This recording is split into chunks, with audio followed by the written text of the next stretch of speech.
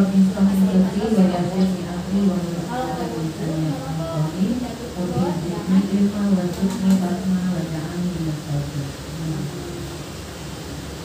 saya hormati rekan-rekan guru semuanya pada hari ini yang bisa menyempatkan diri untuk hadir pada acara diseminasi budaya positif Kabupaten Bilang. Di sini saya Elia Karinsa SPD Aut, calon guru penggerak angkatan 9 Kabupaten Budaya, akan mencoba mempresentasikan tentang budaya positif. Alhamdulillahirobbilalamin, kita panjatkan kehadiran Allah. Pada hari yang berbahagia ini kita sama-sama bersilaturahim, berbagi ilmu tentang budaya positif. Salam salawat kita berikan kepada junjungan kita Nabi Muhammad SAW, kepada seluruh sahabat-sahabat. Semoga kita semua selalu berada di dalam keadaan Islam dan iman hingga akhir zaman. Amin amin ya rabbal alamin. Bapak, karena ada bapak satu, saya sebutkan satu saja bapak dan ibu-ibu sekalian. Sebelum kita memulai kegiatan kita diseminasi budaya positif ini, agar kegiatan kita mendapat ridho dari Allah Subhanahu wa Ta'ala, sama-sama kita bermunajat, berdoa kepada Allah di dalam hati kita masing-masing. Kita mulai berdoanya Bapak Ibu, berdoa mulai.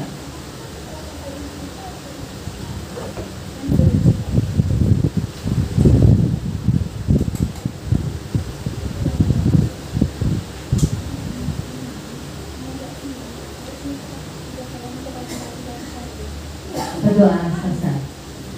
Baik Bapak dan Ibu sekalian, supaya semangat, nanti saya akan coba katakan semangat pagi, ibu-ibu dan bapak akan menjawab pagi-pagi luar biasa. Allahu Akbar. Bisa? Oke. Semangat pagi. Pagi luar biasa. Allahu Akbar. Biar semangat kita stretching dulu boleh? Nah, kita berdiri dulu Bapak dan Ibu. Mungkin pernah mendengar lagu Tangan Diputar-Putar. Ya, kita coba ya. Oke, kita mulai, bisa ibu-ibu dan bapak sekalian. Oke, 1, 2, 3. Tangan diputar-putar, bertepuk tangan. Tangan diputar-putar, peganglah bahu. Tangan diputar-putar, peganglah lutut. Digoyang-goyang, digoyang-goyang, digoyang-goyang. Tangan diputar-putar, bertepuk tangan. Tangan diputar-putar, peganglah bahu. Tangan diputar-putar, peganglah lutut. Digoyang-goyang, digoyang-goyang, digoyang-goyang. Diputar-putar, diputar ke atas. Diputar-putar, diputar ke bawah. Diputar-putar, diputar ke kanan. Diputar-putar, diputar ke kiri. Ya, alhamdulillah. Semangat ibu-ibu. Semangat. Masya Allah, alhamdulillah.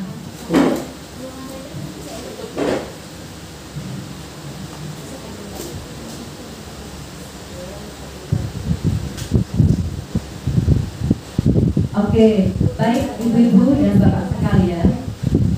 Kali ini pada diseminasi budaya positif ini, saya akan mengimplementasikan budaya positif di sekolah. Tentunya bapak dan ibu pernah mendengar apa itu budaya positif. Nah, budaya positif itu adalah suatu lingkungan yang aman dan nyaman, yang memberikan murid kesempatan dan kebebasan untuk berproses belajar dan terus belajar baik itu dari kesalahan dan belajar lagi, sehingga anak mampu menerima dan menyerap suatu pembelajaran sehingga anak paham apa yang sudah seharusnya dilakukan. Selain itu juga budaya positif adalah suatu proses bagaimana murid saling berinteraksi, bagaimana guru saling bertutur sapa, bagaimana guru menyapa murid, bagaimana guru menyelesaikan suatu permasalahan atau konflik antara murid, sesama guru dan orang tua murid. Nah, kemudian akan terciptalah suasana atau budaya yang berkembang di sekolah secara tidak langsung menjadi cermin dari tujuan mulia atau nilai-nilai yang sekolah atau institusi harapkan. Dari budaya positif ini atau lingkungan positif ini ada beberapa materi yang akan kita kembangkan. Di antaranya adalah perubahan paradigma belajar, disiplin positif, motivasi perilaku manusia, kebutuhan dasar, posisi kontrol restitusi, keyakinan kelas dan segitiga restitusi. Dari hal yang sudah saya sampaikan ini mungkin ada sedikit pertanyaan ataupun apa itu hal-hal yang ada di materi-materi yang akan saya sampaikan. Baik Bapak dan Ibu sekalian, kita masuk kepada materi yang pertama adalah perubahan paradigma belajar. Paradigma ini sendiri dapat kita asumsikan sebagai pandangan atau wawasan dan pengetahuan kita terhadap suatu perubahan. Nah, paradigma belajar ini adalah pembelajaran dengan paradigma baru yang merupakan pembelajaran berdasarkan prinsip pembelajaran berdiferensi, sehingga murid belajar sesuai dengan kebutuhannya berdasarkan tahap perkembangan untuk mewujudkan profil belajar Pancasila. Apa itu pembelajaran berdiferensi? Pembelajaran berdiferensi adalah pemenuhan kebutuhan pada anak didik yang sesuai dengan minat dan keinginan anak tersebut dan sesuai dengan gaya belajar, karena setiap anak memiliki gaya belajarnya masing-masing, yaitu ada yang audio, ada yang auditory, dan ada yang kinestetik. Kadang-kadang kita tidak menyadari bahwa masing-masing dari anak kita mempunyai kebutuhan yang berbeda di dalam menyerap pembelajaran atau pengetahuan yang ingin mereka peroleh, sehingga kita harus memahami lebih dalam tentang pembelajaran berdiferensi ini. Nah, kita coba bermain sebentar ya Ibu untuk mengubah paradigma kita, mengubah pandangan kita terhadap pola belajar itu seperti apa. Kita coba bermain dulu sebentar. Siap Ibu? Ya, mungkin saya perlu bantuan 2 orang. Kira-kira tersedia? Ibu Mila bisa bantu? Bu Nisa, boleh? Nah, nanti di sini ada tugas dari Ibu Nisa ini bertugas mengepal tangannya Ibu. Nah, Ibu bayangkan bahwa di dalam kepala Ibu adalah sesuatu yang sangat berharga yang harus Ibu jaga sekuat-kuatnya dengan titik darah penghabisan. Dan tidak ada satupun yang bisa memaksakan untuk membuka kepala tersebut. Ya, paham ya Bu ya? Oke. Sementara Ibu Mila tugasnya adalah mencoba membuka kepala tangan tersebut dengan berbagai cara, berbagai upaya. Bisa dengan kayuan boleh, dengan taktikan atau marah, ataupun dengan sesuatu apa ya, dengan uang bisa, ataupun dengan mengkritik, mengintimidasi, ataupun membujuk. Segala upaya bisa Ibu lakukan supaya kepala tersebut bisa dibuka. Dan Ibu meyakini terhadap, kalau Ibu Anissa meyakini dengan genggaman Ibu sendiri. Ya Ibu? Ya.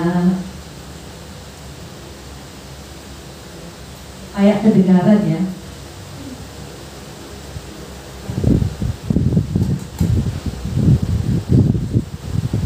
Bu Isa, saya mau tanya nih, kira-kira di kepala Ibu apa isinya? Ini rahasia yang sangat berharga. Oh ya, berharga siapa? Kira-kira ditukarkan dengan duit, mau nggak? Nggak mau Bu. Bu ya. Bu Nisa lagi butuh apa lah? Ibu Nisa kira-kira lagi butuh apa? Biar ini bisa saya tukar. Nggak butuh apa-apa Bu. Benar. Nah, Coba pikir loh. apa ya? Nggak ada. Yakin? Iya. Kalau saya buka boleh nggak? Boleh. Kita ya. Tak bisa Bu. Tapi kalau saya minta ACC dosen kok nggak kira-kira? Biar di SPD kan? Gimana? Tak bisa belum. Tak Belum. bisa. Nampaknya masih benar ibu Ya, ya. rahasia negara. Apa itu tunggu loh? Ini memang tak bisa nego-nego gitu. Nggak ada nego-nego Bu. Oh masya Allah, memang kepalanya kuat ya bu ya. Wah. Baiklah kayaknya Bu Nisa komitmennya kuat ya bu. Dan kepalanya. Apa-apalah ibu saya menghargai Bu Nisa nggak apa-apa. Jadi saya coba istilahnya akal apa yang bisa bukakan kepala Bu Nisa. Nampaknya ini PR buat ibu. Boleh Bu, boleh. Baiklah Bu Nisa, makasih Bu Nisa. Sama. Terima kasih tepuk tangan ibu-ibu. Ya. Nah, dari apa yang sudah ilustrasi dari teman-teman kita, dari ibu guru kita ini, kira-kira apa yang terbersih dari benak ibu-ibu sekalian? Ada yang bisa bantu untuk menjawab? Kira-kira ada ilustrasi yang sudah dilakukan oleh dua rekan guru kita. Kira-kira ibu-ibu ada yang bisa menjawab ilustrasi tersebut? Bisa membantu? Kira-kira seperti apa ya? Nah, mungkin saya perlu kasih dulu di sini. Nah, tadi Ibu Anissa mencoba mempertahankan apa yang ada di dalam genggaman. Yang tentunya yang mengetahui itu adalah cuma Bu Nisa sendiri di dalam genggaman tadi. Sementara Bu Mila dengan daya upaya mencoba untuk membuka tadi ya dengan rayuan supaya bisa dapat SPD, nanti bisa bantuan ACC dosen supaya cepat proses SPD-nya. Nah, itu berarti masing-masing dari kita memiliki kontrol diri kita sendiri yang tidak bisa kita paksakan kepada orang lain. Masing-masing dari kita memiliki hak terhadap diri kita di dalam meyakini segala sesuatu yang ada. Nah, begitu juga dengan murid. Nah, dengan murid itu kita tidak bisa memaksakan apa yang menjadi keinginan kita tanpa adanya keinginan dari murid itu sendiri di dalam hati dan nalurinya untuk merubah atau mengikuti arahan dari ibu gurunya. Bagaimana caranya supaya anak kita bisa mengikuti hal tersebut? Nah, tentunya kita harus memahami terlebih dahulu apa-apa yang menjadi kebutuhan dari anak-anak kita dari segi dari segi gaya belajarnya kita harus pahami itu. Kemudian harus kita pahami juga karakteristik dari anak-anak kita. Kemudian harus kita pahami latar belakang dari anak-anak kita seperti apa, pola didiknya di rumah seperti apa. Nah, itu yang harus kita pahami sehingga kita mendapatkan kemudahan di dalam memberikan tuntunan kepada anak-anak kita. Tugas kita sebagai guru adalah memberikan tuntunan. Memberikan tuntunan, bukan memaksa keinginan yang ada pada diri kita untuk diikuti oleh anak didik kita. Jadi kita menuntut anak-anak kita menjadi pribadi yang baik, menjadi pembelajar yang aktif, menjadi anak-anak hebat yang akan menjadi penerus bangsa kelak pada saat nanti mereka dewasa. Nah, itulah perubahan paradigma belajar yang coba kita pahami bersama sehingga kita tahu bahwa di dalam paradigma belajar ini banyak hal-hal yang memang harus kita pahami, membuka wawasan dan pemikiran kita terhadap berbagai hal, khususnya yang terkait dengan anak-anak. Dan tujuan kita untuk agar bisa tercapai hal tersebut, tentunya kita melakukan kolaborasi dengan rekan guru. Bisa juga kita melakukan kolaborasi dengan orang tua murid, karena orang tua murid ini merupakan mitra kita ya, ibu-ibu sekalian, yang memang kita butuhkan dukungan dan support dari mereka, sehingga apapun yang kita akan terapkan pada anak-anak didik kita, insya Allah ini akan berjalan maksimal dan sesuai dengan tujuan yang kita harapkan. Selanjutnya adalah disiplin positif. Apa itu disiplin positif? Disiplin positif berasal dari kata disiplina yang artinya belajar. Nah, disiplin ini mengacu pada disiplin diri yang berarti memiliki tanggung jawab terhadap apa yang dilakukan berdasarkan nilai-nilai yang diyakini. Disiplin positif merupakan salah satu cara penerapan disiplin yang bertujuan untuk menumbuhkan kesadaran diri pribadi. Kemudian disiplin diri dapat membuat seseorang menggali potensinya menuju kepada sebuah tujuan, sesuatu yang dihargai dan bermakna. Disiplin juga mempelajari bagaimana cara kita mengontrol diri dan bagaimana menguasai untuk memilih tindakan yang mengacu pada nilai-nilai yang kita hargai.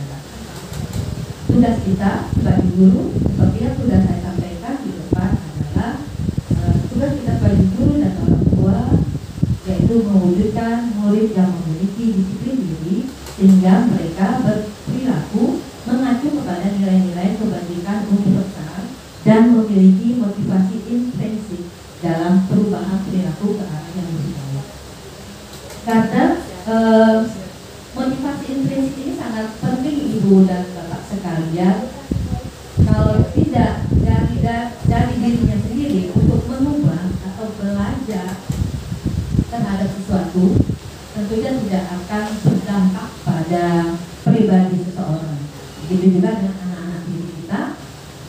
Upaya kita adalah mencoba menanamkan kesadaran pribadi yang ada pada diri anak tersebut, sehingga anak tersebut di dalam melakukan sesuatu, apapun sikap, tindakan maupun perkataan dan perbuatan yang ditujukan oleh anak tersebut berdasarkan kesadaran yang ada pada dirinya, bukan atas dorongan dan kita guru ataupun dari orang tua.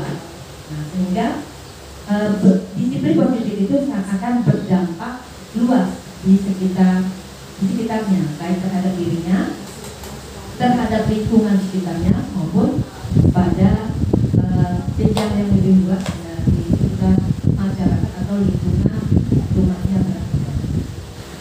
Dampak ini yang kita harapkan bisa dikembangkan oleh anak-anak kita, bukan pada saat ini, tapi di masa yang akan datang, karena yang kita lihat itu adalah prosesnya itu. Bagaimana anak-anak kita berproses dari waktu ke waktu untuk menjadi pribadi yang lebih baik lagi. Dia memiliki kesadaran apa yang harus dilakukan, apa yang patut dilakukan dan tidak patut untuk dilakukan. Dia memiliki kesadaran sehingga insya Allah disiplin positif ini akan terus berkembang. Nah, harapannya bukan saja pada anak didik kita, tapi juga pada diri kita sebagai seorang guru bisa memberikan suatu contoh atau model pada anak-anak kita. Karena anak-anak kita ini merupakan peniru ulung, betul Ibu. Merupakan peniru ulung. Dia akan belajar dari orang sekitarnya tanpa ada role model yang ada, tanpa ada contoh yang diberikan. Hal itu rasanya mustahil. Nah, anak-anak kita perlu motivasi, perlu support yang ketat di dalam merangsang disiplin positif yang ada. Nah, dari disiplin positif ini ada nilai-nilai kebajikan yang memang harus kita tanamkan, yang harus kita kenalkan kepada anak-anak kita sehingga terpatri di dalam jiwa dan sanubari dari anak-anak kita. Di antaranya saya akan mencoba menjabarkan sedikit nilai-nilai kebajikan yang ada, yaitu meliputi keadilan, tanggung jawab, kejujuran, bersyukur, lurus hati, berprinsip, integritas, kasih sayang, rajin, komitmen, percaya diri, kesabaran, keselamatan, keamanan, dan masih banyak lagi. Nah, kira-kira menurut Ibu nilai-nilai kebajikan apa lagi yang ingin kita raih baik untuk diri kita, orang sekitar maupun anak-anak kita. Selain yang sudah saya jelaskan di sini, kira-kira ada lagi nggak ya Bu?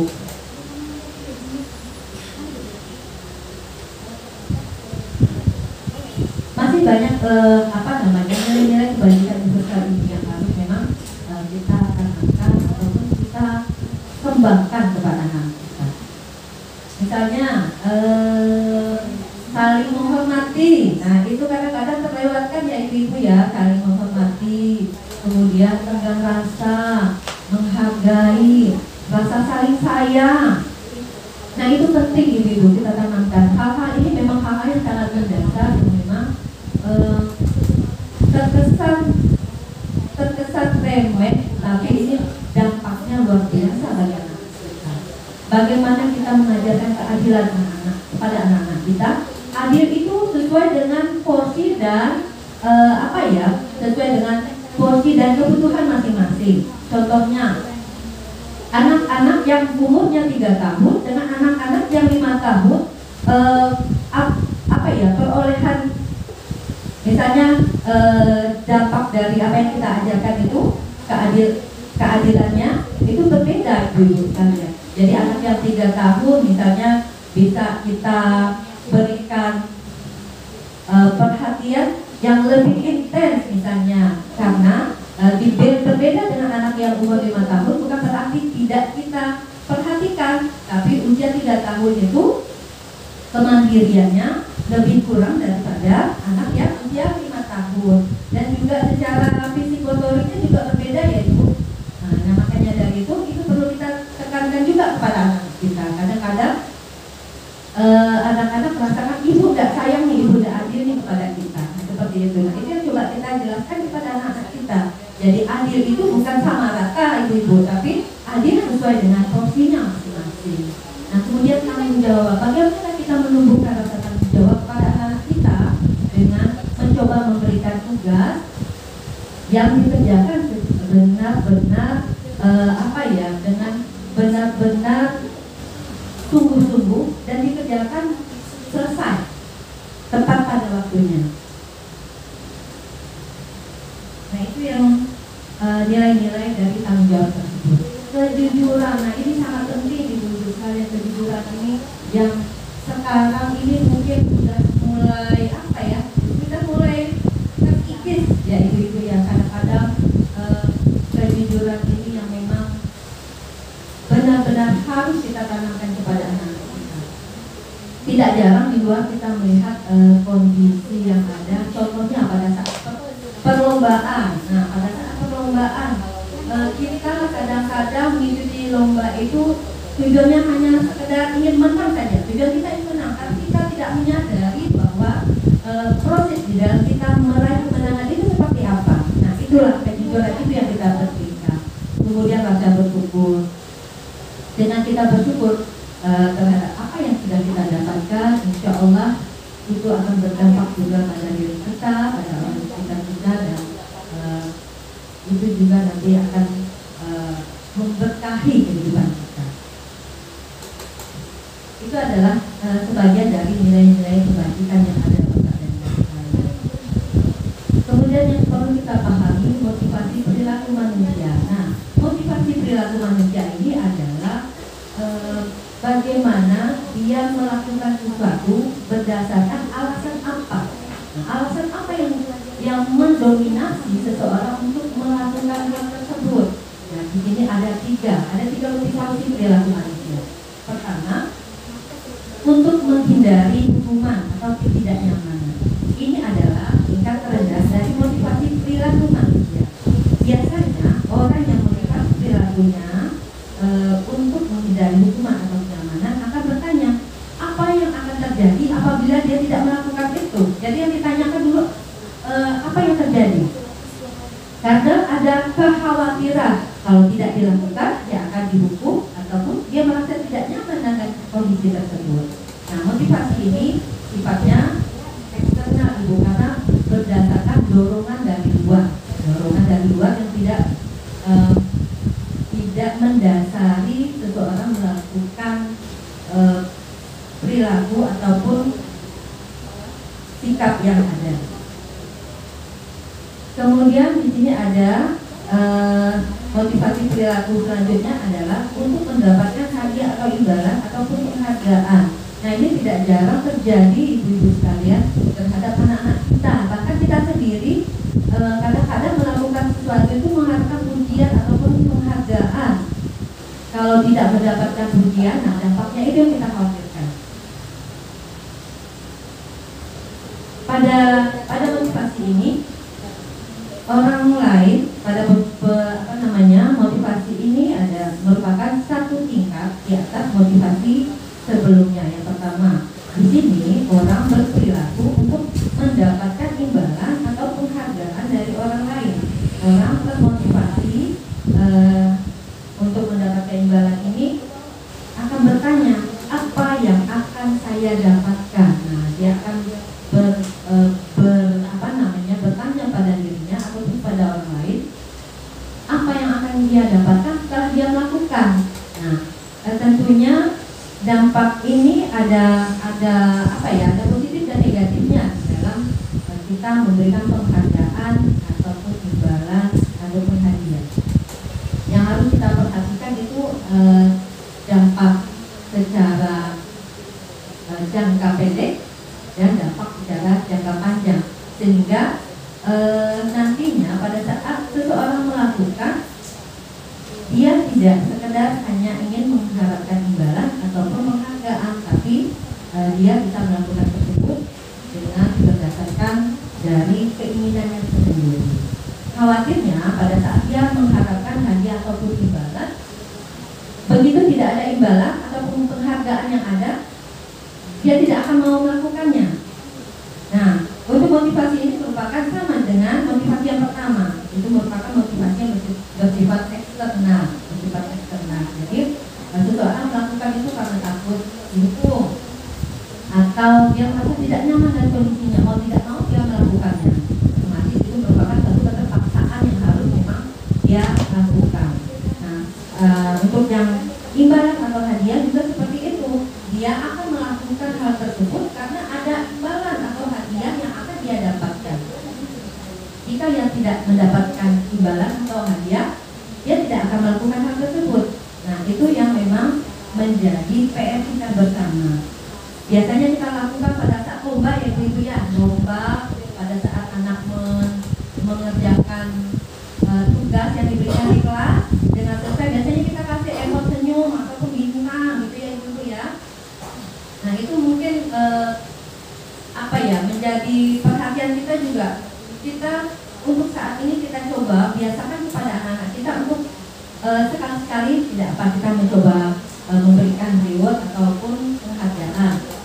Nah, nanti pada saat kegiatan yang berikutnya kita coba untuk tidak memberikan hal tersebut supaya anak-anak kita terbiasa dengan kondisi yang ada. Jadi tidak tergantung dengan hukuman atau pemberian ataupun hadiah yang ada. Jadi anak-anak kita tidak tergantung dengan hal tersebut. Nah, yang paling baik di sini adalah motivasi perilaku manusia itu dia ingin menghargai dirinya sendiri dengan nilai-nilai yang dipegangnya. Jadi dia termotivasi itu berdasarkan dari kesadaran dirinya sendiri, tanpa ada paksaan, tanpa ada rasa takut, tanpa ada hadiah ataupun imbalan yang ada, tapi karena dia ingin memang benar-benar melakukan karena hal itu merupakan kewajiban yang memang harus dikerjakannya.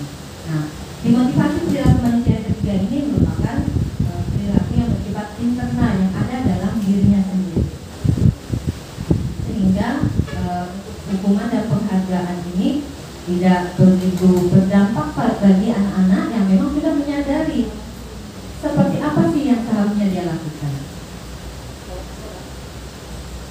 Selanjutnya ada kebutuhan dasar. Apa itu kebutuhan dasar? Kebutuhan dasar adalah segala sesuatu yang kita lakukan untuk mendapatkan apa yang kita inginkan.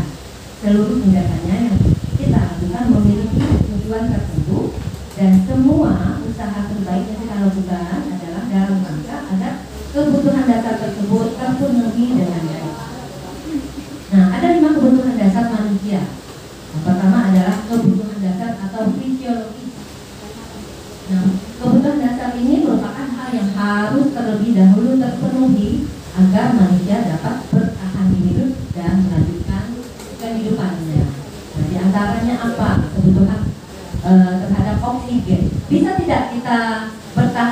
kita 15 menit atau 20 menit untuk tidak bernafas. Coba kita praktekkan Ibu. Coba kita praktekkan, bisa tidak? Pasti ingat ya Ibu-ibu ya. Kita tahan nafas kita dalam waktu 20 menit atau 30 menit, pasti ingat rasanya. Nah, itulah pentingnya oksigen itu bagi kita.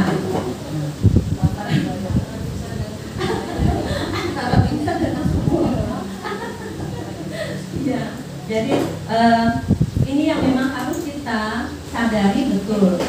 Kemudian air. Nah, air ini sangat krusial ya buat kita sehari-hari. Untuk kita minum, untuk kita mandi, untuk kita masak, untuk apapun kebutuhan. Jadi air ini sangat penting. Nah, pada saat kemarin musim kemarau, ngeluh gak kira-kira Bu? Mengeluh PDAM tidak berjalan lancar. Jadi susah untuk mencuci baju, akhirnya numpuk ya Ibu ya. Harus ngelondri lumayan. Oke, lanjut. Kemudian makanan. Makanan ini juga penting untuk kita sebagai asupan nutrisi ya Ibu-ibu ya, supaya kita memiliki tenaga di dalam melakukan berbagai aktivitas yang ada. Suhu tubuh yang normal. Nah, kalau kita sakit, bisakah kita melakukan berbagai kegiatan? Tidak bisa. Makanya kita memerlukan suhu tubuh yang normal.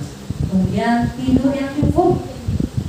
Tidur cukup ini berdampak yang luar biasa juga bagi kesehatan kita Ibu. Dan juga dengan tidur yang cukup memaksimalkan kita di dalam berbagai aktivitas yang ada.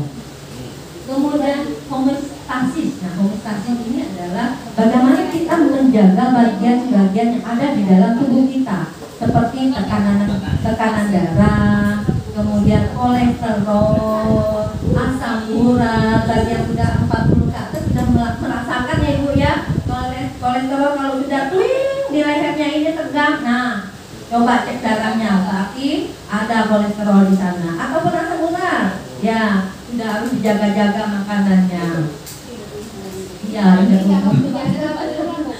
kemudian, nah ini tidak saya sebutkan dan sebagainya. Selanjutnya, kebutuhan mendasar lainnya adalah kebutuhan akan rasa aman untuk melangkah ke tingkat selanjutnya. Seorang individu harus memenuhi kebutuhan pada tingkat ini, bahwa kebutuhan akan rasa aman meliputi rasa aman secara fisik maupun emosional. Jadi kalau kita secara fisik dan emosional sudah merasa nyaman, apapun yang kita lakukan itu akan berjalan dengan lancar sebagaimana mestinya. Kebutuhan sosial. Nah, kebutuhan sosial itu diantaranya mencakup rasa cinta, kasih sayang, serta kepemilikan. Di tingkat ini, orang individu membutuhkan cinta, kasih sayang, dan memiliki hak kepemilikan terhadap suatu hal. Nah, selain itu, seorang individu dapat kebutuhan ini dengan menjalin pertemanan. Jadi bagaimana supaya rasa cinta, rasa kasih sayang, serta hak kepemilikan ini dapat diperoleh, yaitu dengan menjalin pertemanan, kemudian membentuk suatu keluarga, ataupun kita dapat melakukan sosialisasi baik dalam satu kelompok, baik itu kelompok kecil maupun kelompok yang besar. Kemudian kita dapat beradaptasi dengan lingkungan sekitar kita. Bagaimana kita harus bersikap, bagaimana kita harus bertutur kata, bagaimana kita menjaga penampilan kita agar orang lain juga menghargai apa yang ada pada diri kita. Karena kalau tidak dari kita sendiri yang menghargai diri kita atau menjaga hal tersebut, orang lain juga tidak akan melakukan hal yang sama. Jadi perlu dari kita sendiri dulu yang melakukannya, baru bisa berdampak pada orang lain ataupun orang yang ada di sekitarnya. Nah, di lingkungan masyarakat juga ini penting Bapak dan Ibu sekalian, karena kita ini adalah manusia yang sosial ya, yang hidupnya memerlukan antara satu dan orang lain. Kita tidak bisa berdiri sendiri tanpa ada bantuan dari orang lain. Ya, itu yang sangat diperlukan. Nah, bagaimana caranya kita dapat beradaptasi dengan lingkungan atau bersosialisasi ini? Tentunya kita harus bisa menjaga marwah diri kita supaya orang lain juga paham dengan hal tersebut. Jadi kalau kita menjunjung tinggi kehormatan diri kita dan tidak sembarangan terhadap kita. Kadang-kadang kita lupa nih kita berada di kondisi apa dan berada di posisi mana. Nah, kadang-kadang itu yang tidak kita sadari, merasa itu teman, nah hei gitu aja ya, tapi kita tidak lihat kondisinya di manakah kita berada. Jadi kita juga harus bisa menyesuaikan diri pada saat kondisi formal, kita bisa menempatkan diri kita pada kondisi yang formal. Kalau kita pada saat berada di kondisi pertemanan, nah kita menjalani pertemanan tersebut dengan bersikap yang memang formal, yang memang normal ya ibu sekalian. Kemudian kebutuhan mendapatkan penghargaan adalah harga diri. Nah, harga diri ini memang penting sekali ibu, karena memang tadi seperti yang sudah saya sampaikan, harga diri ini memang kita sendiri yang menentukan bagaimana orang bersikap kepada kita. Itu tergantung dari diri kita sendiri melakukan hal tersebut. Kita mau dihargai oleh orang lain, tentunya kita harus menghargai dulu diri kita, baru orang lain bisa menghargai kita. Ya, di sini setiap individu berhak mendapatkan harga diri mereka masing-masing. Harga diri dapat berasal dari diri sendiri maupun dari orang lain. Nah, kebutuhan mendasar yang kelima adalah kebutuhan untuk mengaktualisasikan diri terhadap kebutuhan. Nah, kebutuhan ini merupakan kebutuhan yang paling tinggi. Kebutuhan yang paling tinggi di mana aktualisasi diri dapat diartikan sebagai wujud sesungguhnya untuk mencerminkan harapan serta keinginan seseorang individu terhadap dirinya sendiri. Nah, ini yang paling tinggi ya ibu-ibu sekalian, yang memang bagaimana kita mengaktualisasikan apa yang ada di dalam diri kita, bagaimana kita bersikap dan bagaimana kita menempatkan diri, bagaimana kita menjaga marwah diri kita. Nah, inilah yang sangat membutuhkan hal tersebut. Posisi kontrol restitusi. Saya meyakini ibu mungkin sudah memahami kadang-kadang kita ini berada pada posisi apa di sini. Nah, apakah kita berada posisi penghukum, pembuat merasa bersalah, ataupun posisi kita sebagai teman, atau pemantau, ataupun manajer. Pada 5 posisi kontrol yang diterapkan oleh seorang guru atau orang tua dapat melakukan 5 kontrol tersebut. Nah, diantaranya penghukum ini. Nah, seorang penghukum bisa menggunakan hukuman baik fisik maupun verbal. Biasanya guru-guru yang menerapkan posisi kontrol penghukum ini berkata biasanya mengatakan patuhi aturan saya atau awas. Nah, ada kata awas di sana, tanda seru. Kemudian kalau kamu selalu saja salah. Nah, ini kadang-kadang biasa kita lakukan ya ibu-ibu ya. Biasa kita lakukan. Kemudian pembuat merasa bersalah. Nah, pada posisi ini biasanya guru akan bersuara lembut sekali Bu. Jadi kadang-kadang anak tuh merasa merasa tuh paling bersalah gitu. Nah, di sini biasanya guru-guru pada posisi kontrol ini mengucapkan, ibu sangat kecewa sekali dengan kamu. Berapa kali sudah harus memberitahu kamu. Nah, seperti itu ya kadang-kadang kita ucapkan kepada anak-anak kita. Kemudian posisi kontrol teman. Nah, guru pada posisi ini tidak akan menyakiti murid, namun tetap berupaya mengontrol murid melalui persuasi. Posisi teman pada guru bisa negatif ataupun positif. Nah, tentunya dampaknya segala sesuatu itu memang ada dampak positif dan negatifnya ya ibu bapak dan ibu sekalian. Nah, di posisi di posisi teman ini guru menggunakan hubungan baik dan humor untuk mempengaruhi seseorang. Biasanya gurunya berkata seperti ini, ayo bantulah demi ibu, seperti itu. Atau ayo ingat tidak apa yang sudah ibu lakukan selama ini dengan kamu, seperti itu.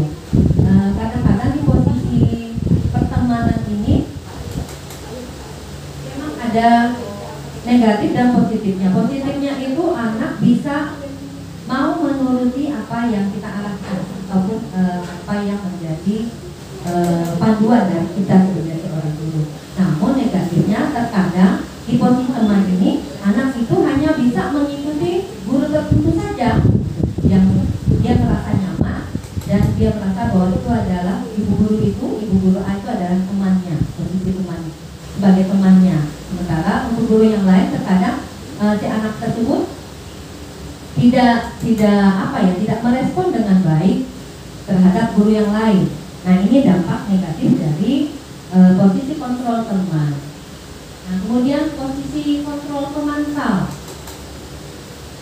Memantau berarti mengawasi. Pada saat kita mengawasi, kita hanya bertanggung jawab terhadap perilaku orang yang kita awasi, sementara yang lain bukan menjadi tanggung jawab kita. Nah, ini posisi pemantau. Nah, tentunya pada posisi ini selalu menggunakan sanksi dan konsekuensi yang ada. Nah, kita dapat memisahkan hubungan pribadi kita dengan murid sebagai seorang menjalankan posisi pemantau. Biasanya pertanyaan yang muncul dari seorang posisi pemantau itu adalah peraturannya apa? Kemudian apa yang akan kamu lakukan? Nah, di sini posisi pemantau tersebut selalu menanyakan hal tersebut.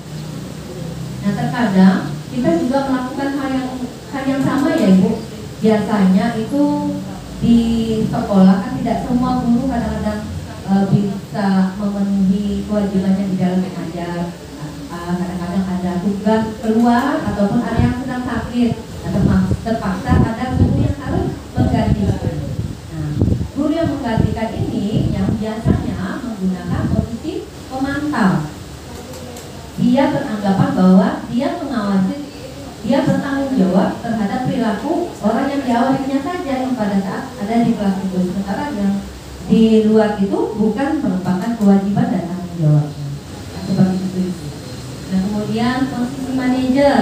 Posisi terakhir manajer adalah posisi di mana guru berbuat sesuatu bersama dengan murid, mempersilahkan murid mempertanggungjawabkan perilakunya, mendukung murid agar dapat menemukan solusi atas permasalahannya. Kemudian seorang manajer telah memiliki keterampilan di posisi teman maupun pemantau. Jadi ada dua posisi yang digunakan secara bersamaan. Kemudian di posisi pemantau ini juga tentunya dapat menjadikan murid, di posisi manajer ini juga dapat menjadikan murid sebagai manusia yang mereka mandiri dan bertanggung jawab. Dan tentunya apa yang kita lakukan harus mengacu kepada restitusi yang dapat menjadikan murid kita sebagai seorang manajer bagi dirinya sendiri. Di manajer, murid diajak untuk menganalisis kebutuhan dirinya. Apa sih yang menjadi kebutuhannya? Kemudian apa yang menjadi kebutuhan orang lain? Di sini anak diajak untuk menghargai, menghormati teman ataupun orang yang lebih tua. Bagaimana dia harus bersikap, bagaimana dia memperbaiki kesalahan yang ada dengan meyakini keyakinan kelas atau keyakinan yang ada pada dirinya. Karena keyakinan manajer ini biasanya muncul pertanyaan, apa yang kita yakini? Kemudian apakah kamu meyakini? Dari apa yang sudah dilakukannya, dia meyakini terhadap keyakinan nilai kebajikan apa yang sudah diyakini. Selanjutnya adalah keyakinan kelas. Nah, keyakinan kelas adalah nilai-nilai kebajikan universal yang disepakati secara tersirat dan tersurat terlepas dari latar belakang suku, negara, bangsa maupun agama.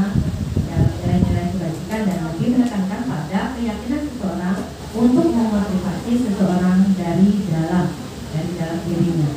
Kemudian seseorang akan lebih tergerak dan bersemangat untuk menjalankan keyakinannya, mendengarkan dan memahami arti sesungguhnya tentang peraturan-peraturan yang diberikan, apa nilai-nilai kebajikan di balik peraturan tersebut dan apa tujuannya. Nah, saya lihat kayaknya karena hari semakin siang, semakin lemes ya Ibu, kita breaking dulu boleh? Kita breaking dulu. Duduk juga boleh, kalau mau berdiri juga boleh. Ibu-ibu pernah mendengar Marina menari? Mungkin sudah pernah mendengar ya? Ya, kalau Marina tunjuk pipinya. Kalau menari di atas, di bahu, menara begitu ya. Oke, boleh. Oke, saya coba menginstruksikan atau membimbing. Oke, sama-sama. Marina menari di atas menara, di atas menara. Marina menari, Marina menari di atas menara, di atas menara. Marina menari. Kita cepatkan lagi bisa? Ada yang sudah hafal? Coba bantu supaya suaranya lebih kencang. Biar semangat, biar tidak ngantuk ya ibu-ibu ya. Siap, oke, sama-sama. Mungkin Ibu Mila bisa maju ke depan.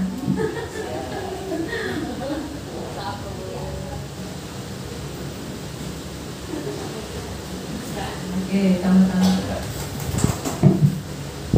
1, 2, 3. Marina menari di atas menara, di atas menara. Marina menari, Marina menari di atas menara, di atas menara. Marina menari. Cepat lagi. Marina menari di atas menara, di atas menara. Marina menari, Marina menari di atas menara, di atas menara. Marina menari. Oke. Masih iya, itu mungkin bisa kita lakukan di sekolah ya ibu-ibu, supaya anak-anak kita bersemangat. Jadi tidak tidak monoton kegiatannya. Bisa diganti juga dengan paijo. Jadi misalnya Marina menari, misalnya Marina menari, paijo menara, menara gitu kan. Dan bisa diganti dengan hal tersebut. Jadi bisa di-switch ataupun bisa dibalik ataupun menara di atas gitu kan. Menara di atas, Marina menari. Nah, kita dibalik-balik. Itu tujuannya supaya melatih konsentrasi kita. Terima kasih Ibu, tepuk tangan dulu. Masya Allah. Oke, saya lanjutkan kembali keyakinan kelas tadi. Nah, keyakinan kelas ini adalah nilai-nilai kebajikan universal yang disepakati secara tersirat dan tersurat. Nah, tadi yang sudah saya sampaikan. Jadi keyakinan ini lebih kepada hal-hal yang bersifat positif ya ibu-ibu ya, bersifat positif, di mana kata-kata yang timbul adalah hal-hal yang positif. Kita berusaha membuat suatu kesepakatan bersama dengan anak-anak kita, baik itu di kelas ataupun di sekolah. Nah, contohnya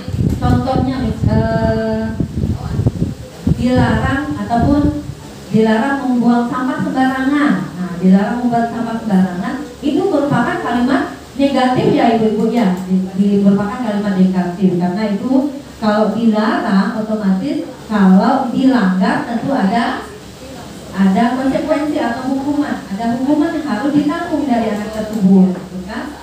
Nah, bagaimana caranya kita memunculkan keyakinan tersebut? Kita ubah kata negatif tersebut menjadi kata positif. Misalnya, bisa kebersihan sebagian daripada iman. Apalagi Bu, kita temanya dilarang membuang sampah. Apalagi dari kata itu? Buanglah sampah pada tempatnya. Apalagi Bu? Apa Bu? Masya Allah, jagalah kebersihan. Apalagi kira-kira?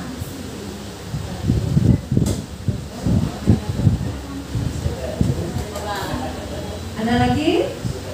Nah ya, jadi dari satu kata negatif itu bisa kita kembangkan menjadi banyak kalimat yang bisa kita kembangkan menjadi kata positif.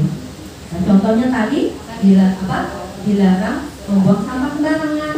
Kemudian kebersihan adalah sebagian daripada iman. Kemudian ya jaga kebersihan. Dari kata dilarang tadi kita ubah menjadi beberapa kalimat yang ada.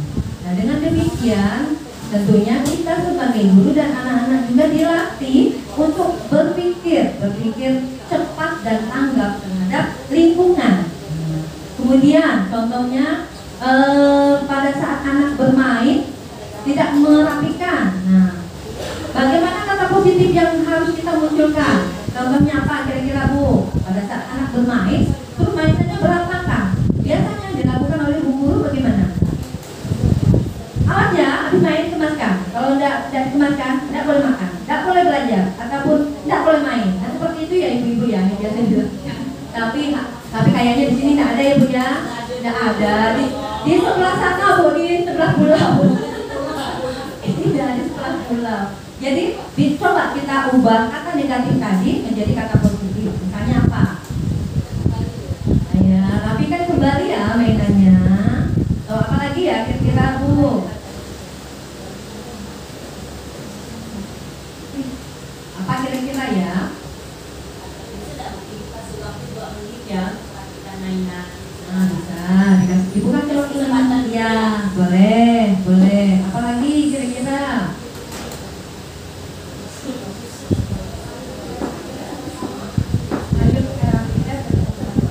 Boleh itu kata ajarkan ya Bu ya, tapi tentunya ibu gurunya juga ikut bantu merapikan ya. Kadang-kadang kita, ayo rapikan, tapi kita duduk manis biar anak kita merapikannya Ibu ya. Nah, jadi kita tidak memberikan contoh dan teladan yang baik kepada anak-anak kita. Jadi apapun itu, apapun hal yang terjadi tentunya harus ada contoh yang baik dari orang-orang dewasa ataupun orang-orang di sekeliling anak-anak kita, sehingga anak-anak kita mendapatkan termotivasi di dalam dirinya untuk melakukan hal yang sama. Jadi anak-anak itu juga bisa bisa mengikuti apa yang sudah dilakukan dan berharap itu menjadi suatu kebiasaan yang baik dari anak kita. Dia bertanggung jawab terhadap apa yang sudah dilakukannya. Contohnya tadi pada saat dia bermain, dia mau mengemaskannya tanpa harus ada instruksi dari ibu guru. Nah, karena apa? Karena sudah ada keyakinan dalam dirinya bahwa dia harus bertanggung jawab terhadap apa yang sudah dia lakukan. Nah, seperti itu. Kemudian pada saat kondisi kelasnya ada sampah, dia dengan sendirinya bergerak mengambil sampah tersebut, kemudian membuangnya di tempat sampah. Nah, itu merupakan kesadaran yang ada dalam diri anak tersebut, tanpa harus ada instruksi ataupun tanpa ada ancaman atau keterpaksaan dari anak tersebut. Jadi dia merasa itu merupakan suatu kewajiban yang memang harus dia lakukan, yang dia tidak memerlukan imbalan, reward ataupun dia takut karena hukuman. Jadi dia mempunyai kesadaran dan tanggung jawab yang tinggi.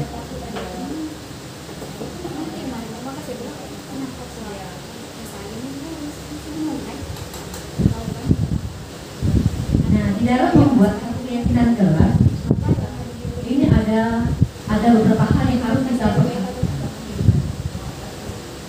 Keyakinan kelas bersifat lebih abstrak daripada peraturan yang lebih rinci dan konkret.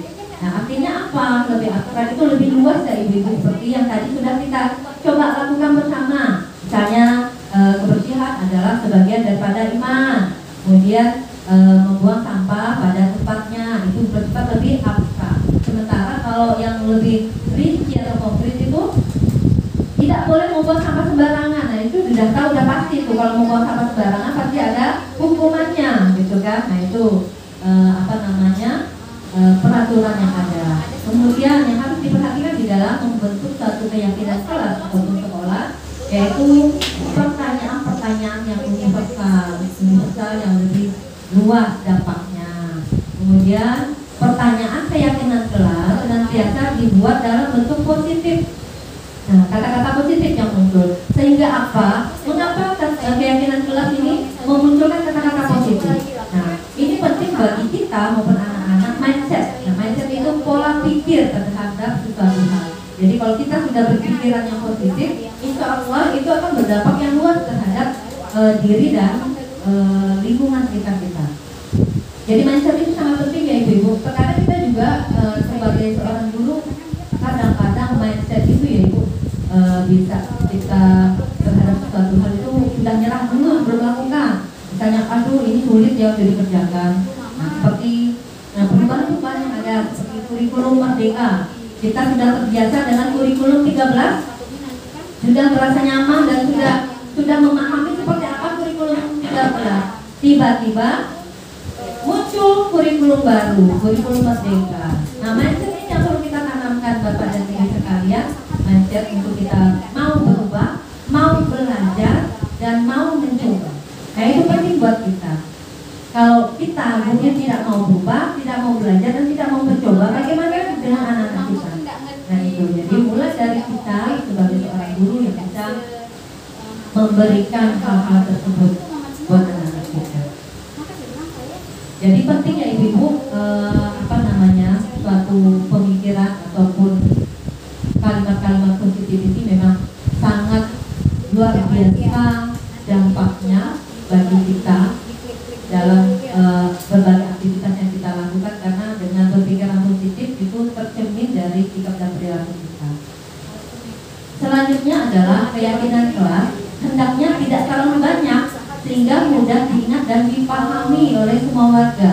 Nah, terkadang kita saking mau perfect ya ibu ya, mau serba wah gitu. Kita bikin peraturannya banyak sekali. Terkadang kita juga nggak hafal aturannya apa-apa aja ya.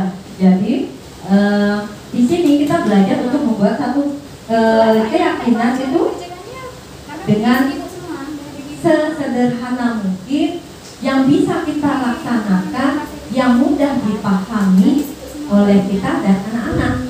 Jadi jangan sampai kita mempersulit diri kita sendiri. Kita membuat keyakinan kelas yang tidak bisa kita laksanakan, itu juga percuma ya ibu-ibu ya. Jadi kita membuat keyakinan kelas ini atau keyakinan sekolah ini dengan tidak terlalu rumit ataupun tidak terlalu banyak, sehingga kita juga mengingat apa-apa sih yang menjadi keyakinan kita bersama.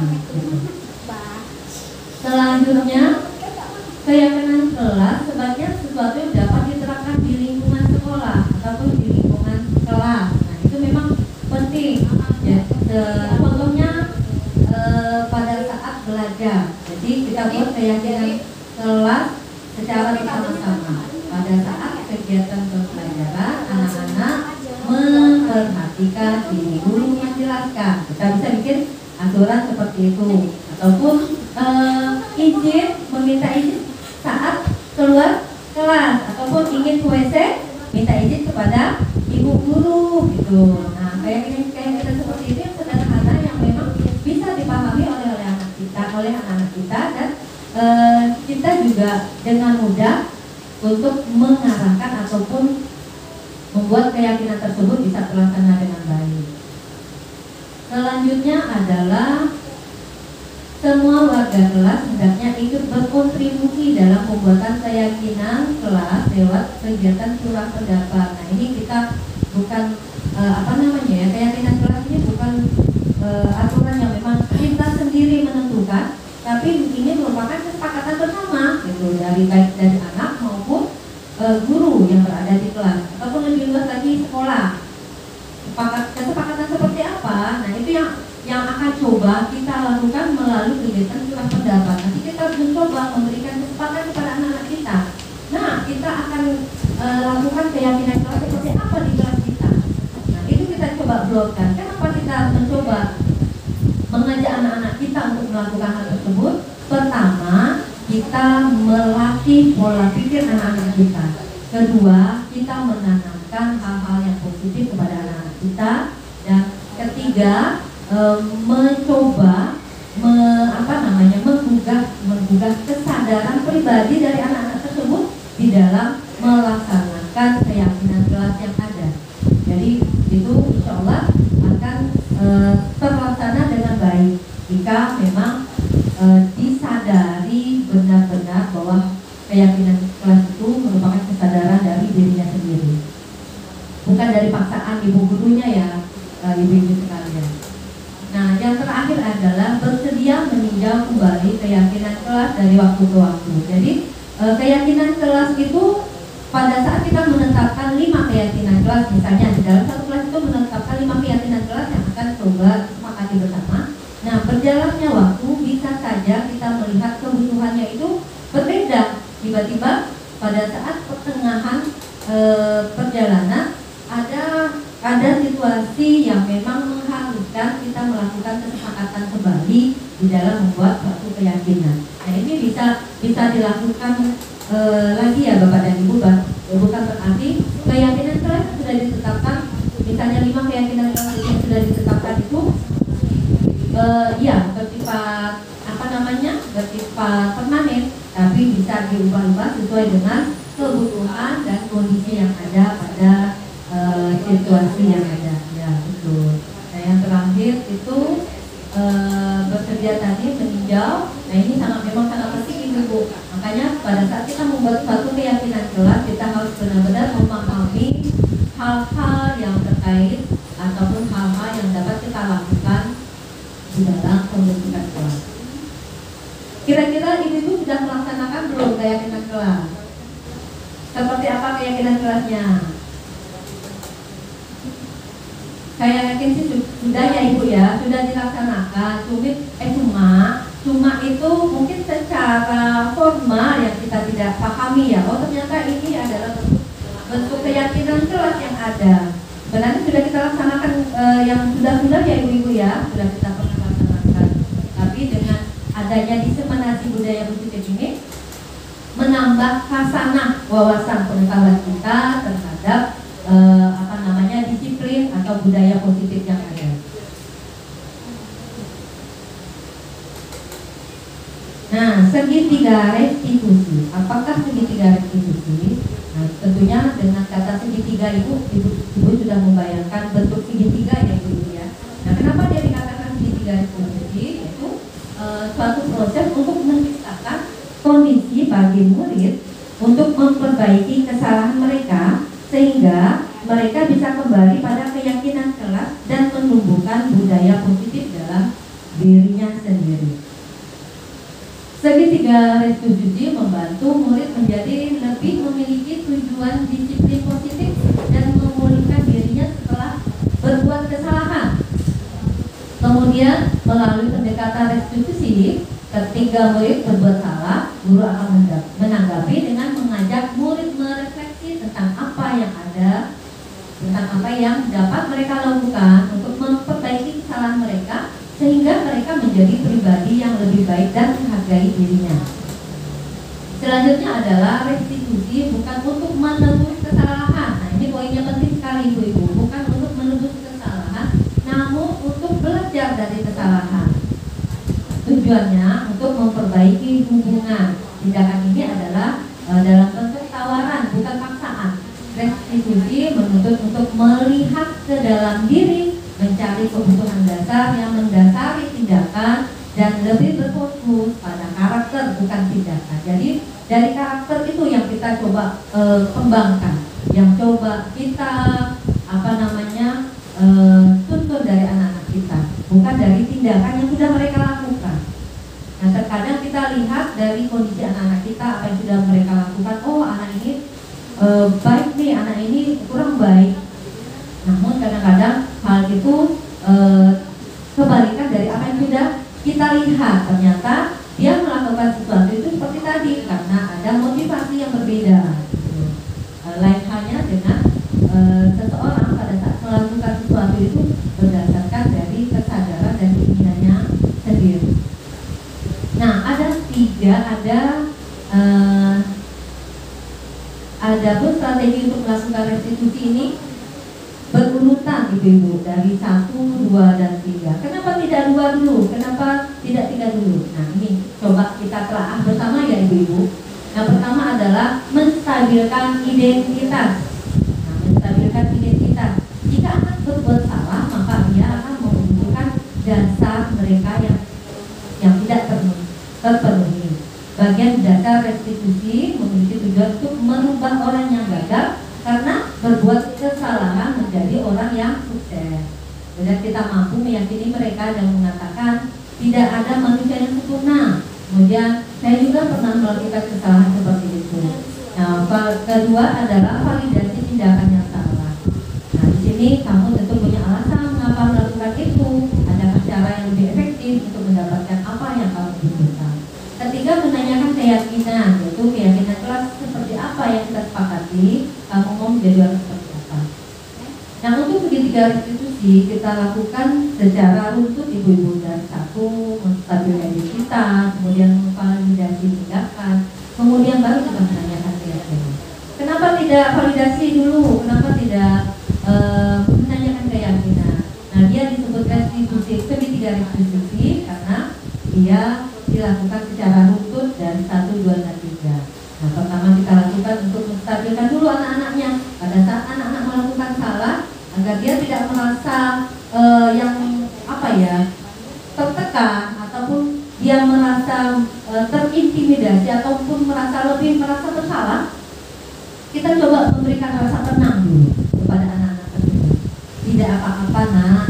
Nah, semua orang pernah melakukan kesalahan. Bukan berarti kita membenarkan kesalahan yang sudah dilakukan oleh anak tersebut. Nah, menstabilkan identitas ini tujuannya supaya anak tersebut merasa dirangkul, merasa merasa terperhatikan, sehingga dia merasa nyaman untuk mengungkapkan apa yang terjadi pada dirinya, mengapa sampai dia melakukan hal tersebut. Hanya perlu kita stabilkan dulu identitasnya. Jadi dengan anak merasa dirinya didukung, dengan merasa dia diperhatikan, dia akan membuka dirinya.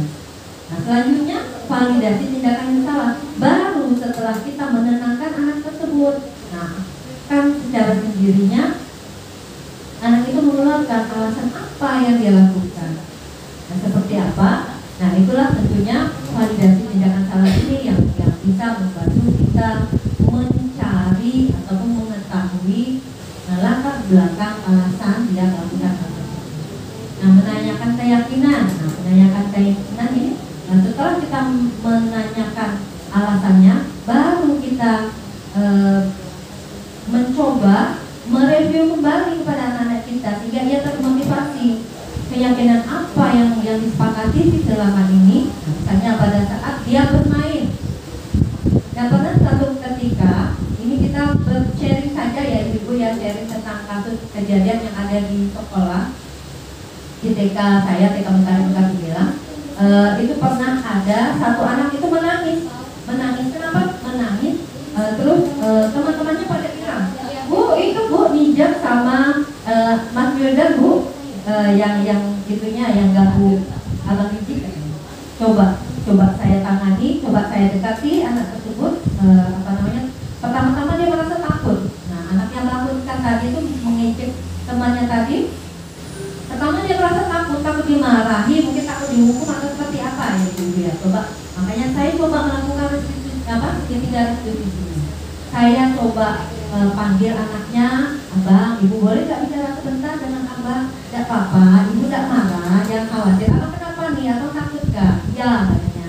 Kenapa Abang takut? Ya, Abang takut dimarah sama Ibu. Tenang, Ibu tidak akan marah. Ibu, memang kalau kita berteman memang seperti itu. Kadang-kadang ada selisih paham, kadang-kadang kita bertengkar dengan teman, itu biasa. Nah, kita coba berikan ketenangan dulu kepada anak-anak kita. Nah, setelah itu si Abang Nizamnya itu pada saat itu saya panggil kebetulan Abang Nizam yang kata memang yang istilahnya itu pelaku utamanya mengejek temannya.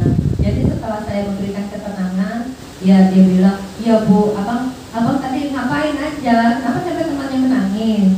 Itu Bu, abang ngejek Abang Rijik katanya. Kenapa sampai abang bisa ngejek Abang Rijik? Setelah kita stabilkan dulu kondisi anak tersebut, dia tidak takut, dia merasa bisa membuka apa yang menjadi alasan dia melakukan hal tersebut.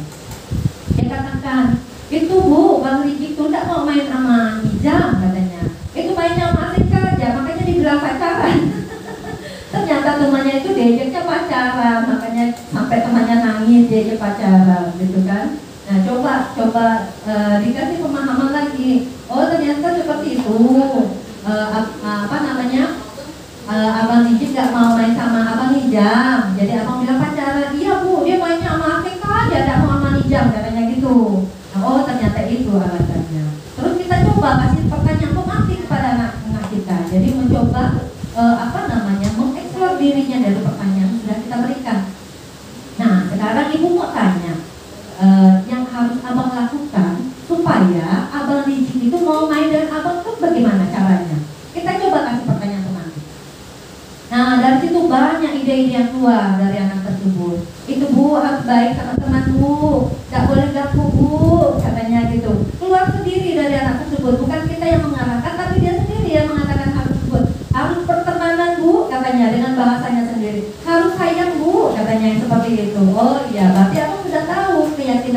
keyakinan apa yang memang harus abang yakini. Ya Bu, harus dengan teman harus pertemanan katanya, dengan teman harus sayang katanya gitu, harus harga-hargai Bu katanya seperti itu dengan bahasanya mereka sendiri.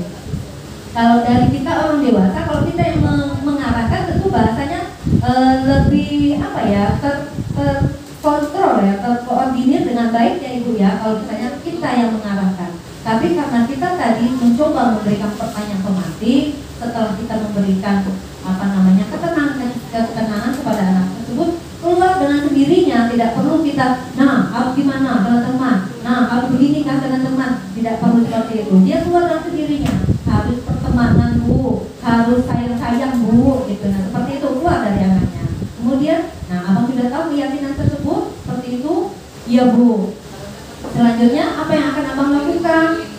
Abang akan baik-baik Bu dengan teman katanya gitu, harus pertemanan lagi katanya seperti itu, harus harga-hargai Bu. Dia bilang seperti itu. Alhamdulillah abang sudah tahu apa yang harus abang lakukan. Terima kasih. Jangan lupa kita ucapkan terima kasih kepada anak kita terhadap apa yang sudah dilakukan. Itu merupakan bukti penghargaan terhadap apa yang sudah dia lakukan. Itu sangat penting ya Bapak dan Ibu. Itulah pemaparan yang dapat saya sampaikan terkait budaya positif, dan saya yakin dari kita semua sudah pernah melakukan dan bahkan memang sudah melakukan hal tersebut. Namun kita tidak tahu bahasanya seperti apa ya Ibu-ibu ya. Setelah kita mengikuti diseminasi ini, oh ternyata ini yang namanya budaya positif. Oh ini yang namanya posisi kontrol. Oh saya pernah melakukan hal ini pada anak-anak murid saya. Ini posisi saya sebagai guru ini adalah posisi pertemanan ataupun posisi penghukum. Itu yang kita harus pahami. Berharapnya semoga dengan adanya diseminasi ini menjadikan kita sebagai seorang guru yang berpihak kepada anak, yang mencintai dan mengetahui apa yang menjadi kebutuhan dari anak-anak kita, sehingga kita menjadi guru yang dicintai dan guru yang diharapkan dan dirindukan kehadirannya setiap saat. Seperti itu Ibu-ibu sekalian. Terima kasih atas perhatiannya. Mohon maaf apabila dalam penyampaian baik perkataan, sikap dan perilaku saya ada hal yang tidak berkenan, mohon diikhlaskan, mohon dimaafkan. Akhir kata, Assalamualaikum warahmatullahi wabarakatuh.